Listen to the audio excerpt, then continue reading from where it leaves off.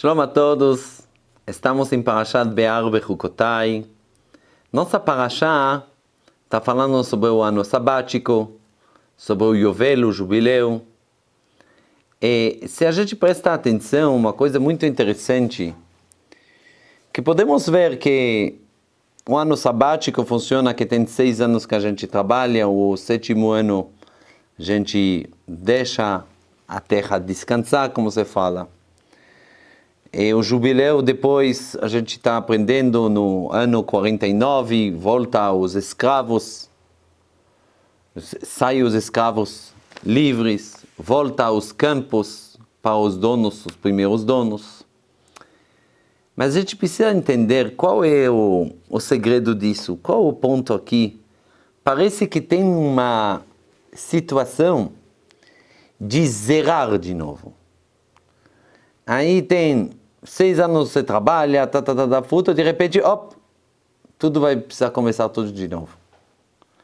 Tem toda essa coisa do jubileu, como se fosse, tudo precisa começar de novo. Tudo volta ao campo para o dono. Qual é essa história?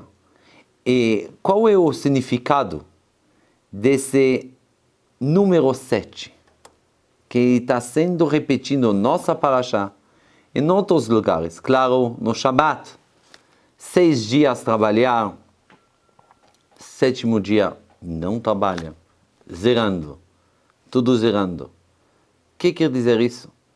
Esse 7, agora a gente está antes de Chag HaShavuot, preparando 7 dias, a gente conta 7 semanas. O que quer dizer o 7? Se a gente prestar atenção, a gente sabe que existe medida de tempo.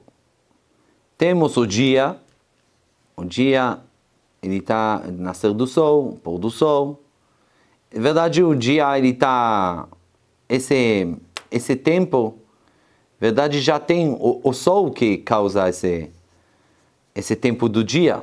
O dia é simplesmente um fruto do sol, que é esse ciclo. Também o ano, a mesma coisa, o ano lunar, o ano solar. É isso o ano tem a ver com o sol. E tem também o mês, que é 29 dias e meio, que também tem a ver agora com a lua. Muito bem. Então, esse tempo, acontece uma coisa no mundo. Mas tem uma medida de tempo que não acontece nada no mundo, que é a semana. A semana, no 7º dia, no Shabbat, não acontece nada no mundo. Simplesmente, a gente para de trabalhar, que Hashem falou para a gente. Hashem mostrou para a gente, de acordo com a criação era 6 dias, e no 7º dia descansa. Então, isso é um limite que Deus colocou. Deus colocou isso no Shabbat, foi colocado isso na Shemitah, no ano sabático, e esse está sendo colocado várias vezes para mostrar limite do tempo. O que quer dizer limite do tempo?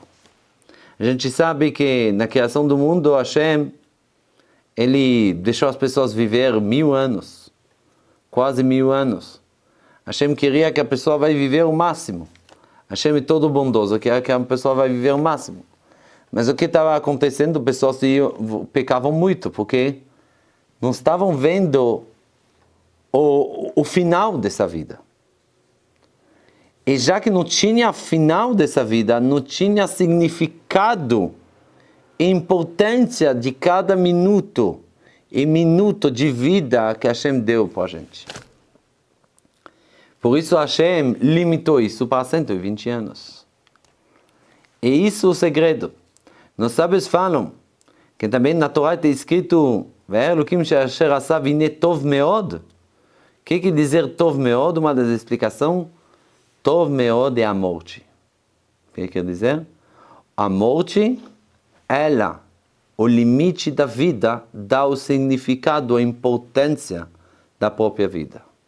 Uma pessoa que não entende que ele tem limite do seu tempo, então ele não vai dar importância.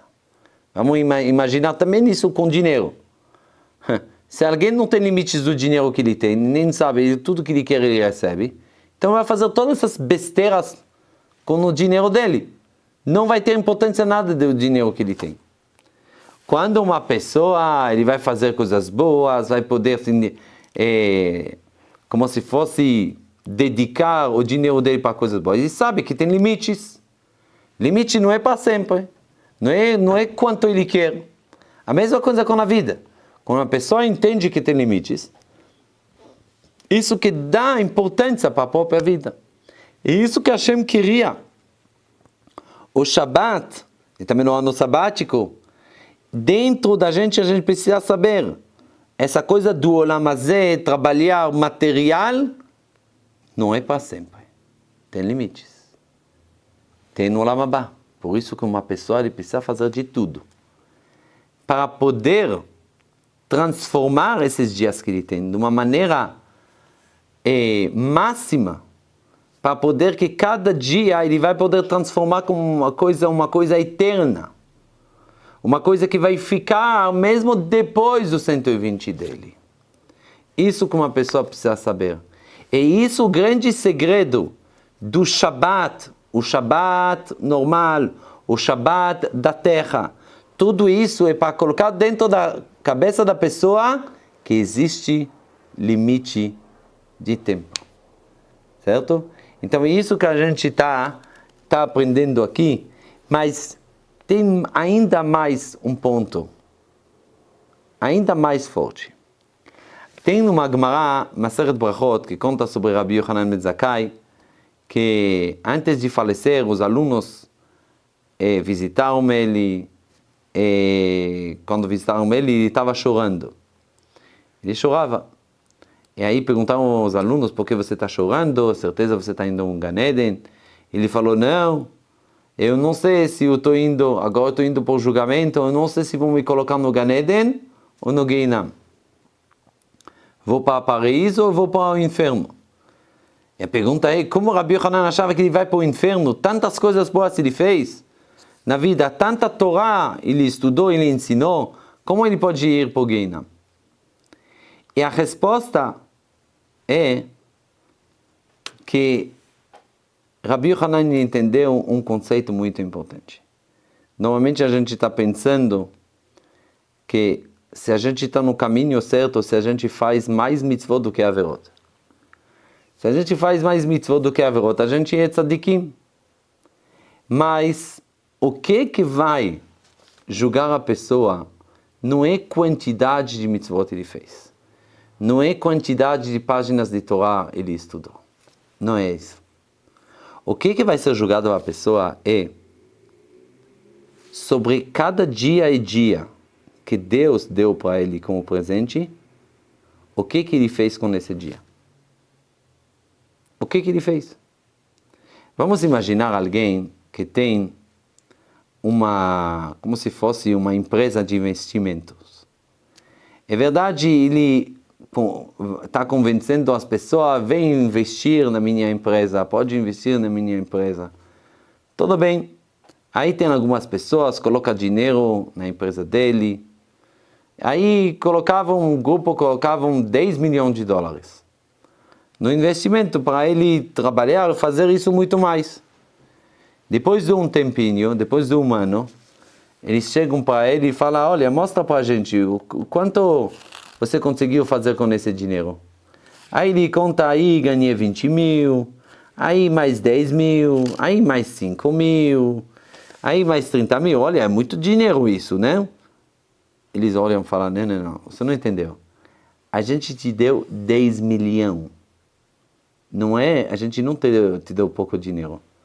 Você não vai contar quanto você você ganhou. Você vai contar de acordo do valor que você recebeu, o que você fez com esse dinheiro. Exatamente a vida.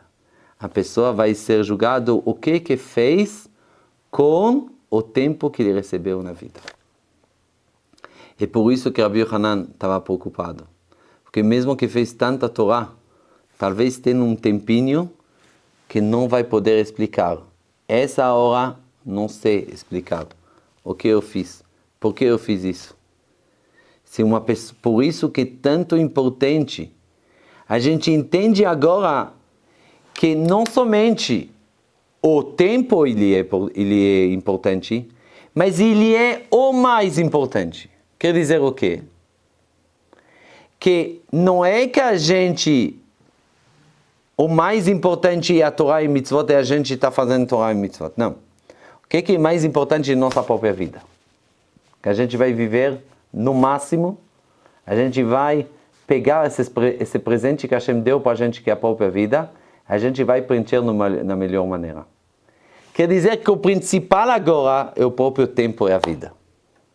A Torá e Mitzvot ajudam a gente para poder preencher nossa vida da melhor maneira.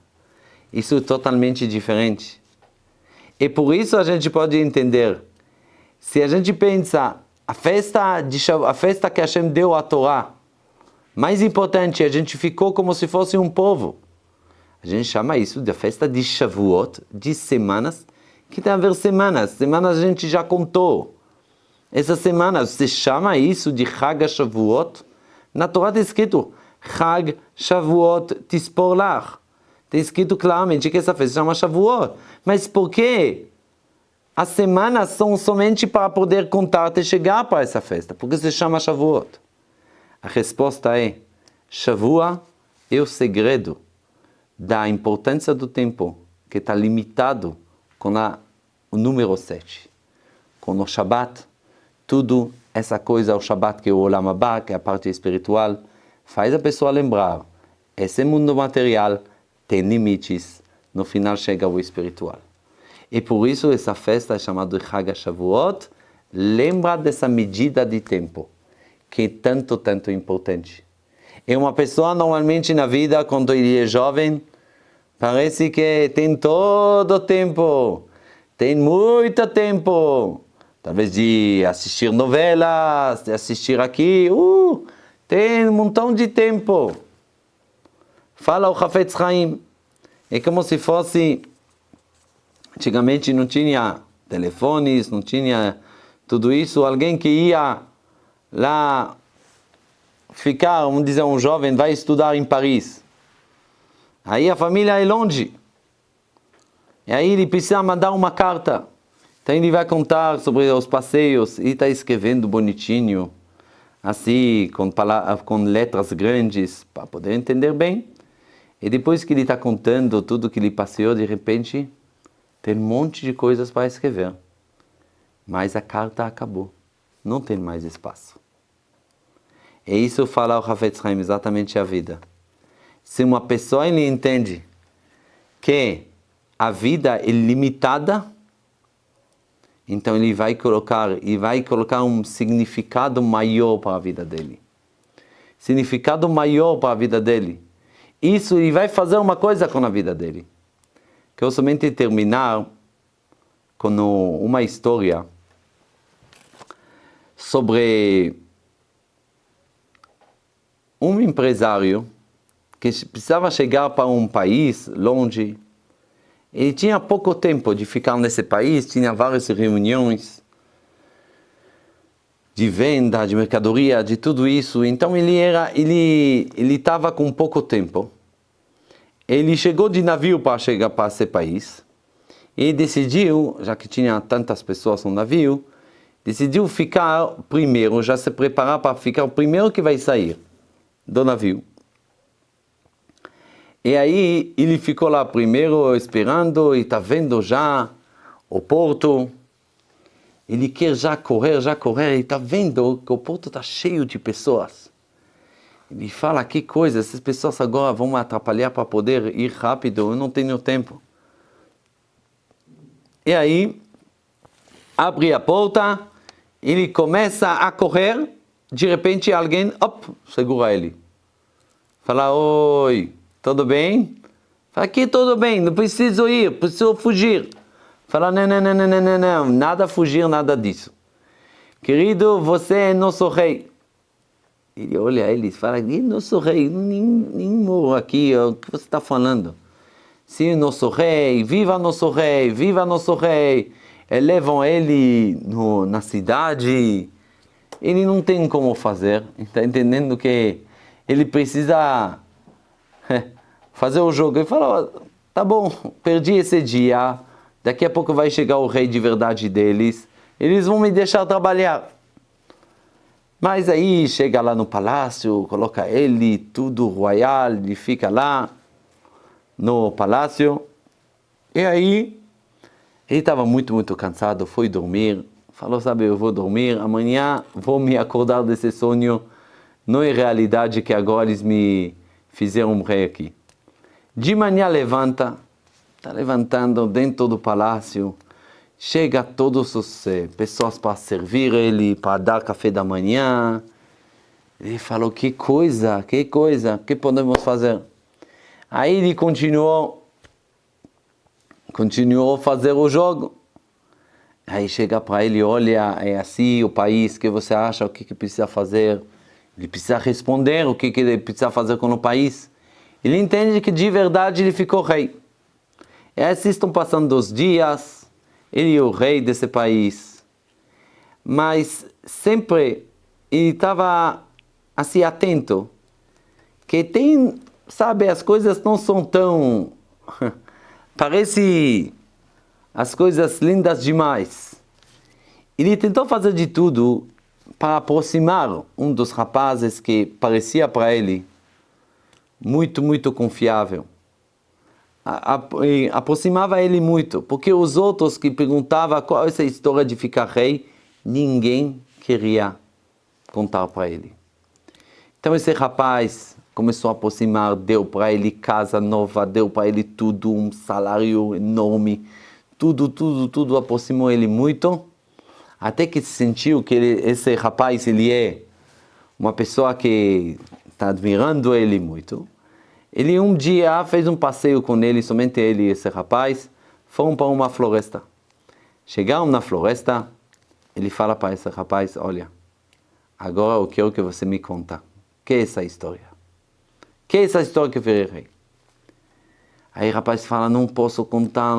Falou, você agora vai contar, ninguém vai saber disso, você vai me contar. Aí o rapaz fala para ele, olha, eu vou te contar a verdade.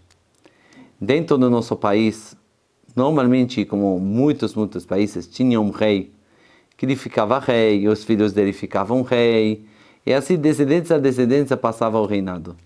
Mas normalmente esse tipo de rei normalmente não pensa sobre o país. Eles pensam somente como eles podem se beneficiar do país. E os cidadãos, eles não estavam gostando dessa situação. Até que decidiram que um dia no ano, todo ano, vai ser tocado o rei. E como vai ser tocado o rei? Eles vão ir lá no porto, o navio que está chegando nesse dia, a primeira pessoa é escolhida como rei. E por isso você era a primeira pessoa que saiu do navio, por isso que você foi escolhida como rei. Aí ele falou para ele, uau, isso mesmo, então depois desse ano eu vou ir embora desse país para meu país, isso? Falou, não. Eu vou te contar o que está acontecendo. Esse rei, que acabou de ser rei, para não contar para as outras pessoas toda essa história, ele é levado para uma ilha isolada. E normalmente contam que essa pessoa não consegue sobreviver nessa ilha. Então, não tem happy end, como você fala, é uma coisa triste. Ele pensou, o que ele vai fazer? Ele pensou e depois ele achou a ideia. Durante todo esse ano que ele fez, ele mandou para essa ilha tudo que precisa para poder morar. Construiu tudo. Fez dessa ilha um paraíso. Depois, quando terminou esse ano, todo mundo chegou para ele, olha, a gente vai precisar te levar para essa ilha. Normalmente todos esses reis iam ser tristes nesse momento, porque eles não vão saber o que está acontecendo nessa ilha. Mas ele que estava feliz, porque ele entendeu que durante esse tempo que ele tinha, ele já preparou o que vai ter na outra ilha.